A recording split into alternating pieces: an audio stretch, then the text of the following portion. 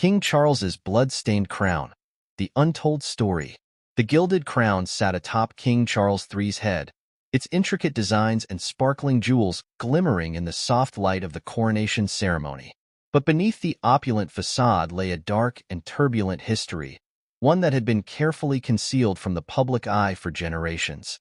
As the new monarch assumed his rightful place on the throne, a hush fell over the gathered crowd, who were unaware of the haunting secrets that had been woven into the very fabric of the British monarchy. For this crown, the symbol of power and authority, was also stained with the blood of those who had dared to challenge the divine right of kings. But before we continue, please don't forget to subscribe and turn on the notification bell so you will never miss out any of our updates. The story begins centuries ago, when the Plantagenet dynasty was at the height of its power. King Edward II, a ruler whose reign was marked by political turmoil and personal scandal, was deposed by his own wife, Queen Isabella, and her lover, Roger Mortimer.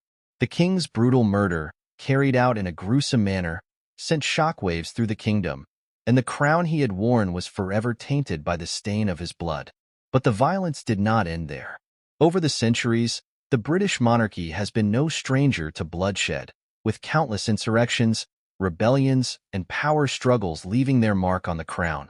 From the Wars of the Roses to the English Civil War, the struggle for the throne has been a constant source of upheaval and strife.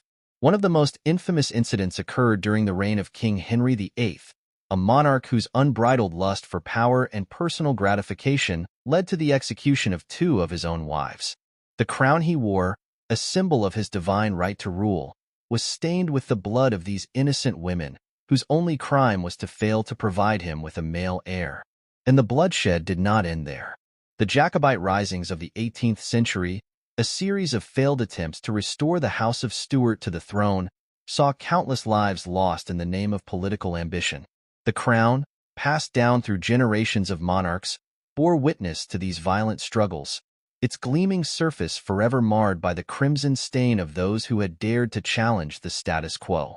Even in more recent times, the British monarchy has not been immune to scandal and controversy. The abdication of King Edward VIII in 1936, precipitated by his desire to marry a twice-divorced American, sent shockwaves through the kingdom and left a lasting impact on the monarchy's public image. As King Charles III ascended to the throne, the weight of this tumultuous history rested heavily upon his shoulders. The crown he now wore was not just a symbol of his power and authority, but a physical manifestation of the struggles and sacrifices that had defined the British monarchy for centuries. Yet, despite the darkness that lurked within the crown's history, there was also a glimmer of hope. For the monarchy, like the nation it represented, had endured through the ages, adapting and evolving to meet the demands of a changing world. And as the new king donned the ancient regalia, he did so with a newfound sense of purpose, to lead the kingdom into a new era, one in which the blood-stained past might finally be laid to rest. As the coronation ceremony drew to a close, the crowd erupted in thunderous applause, their cheers echoing through the halls of Westminster Abbey.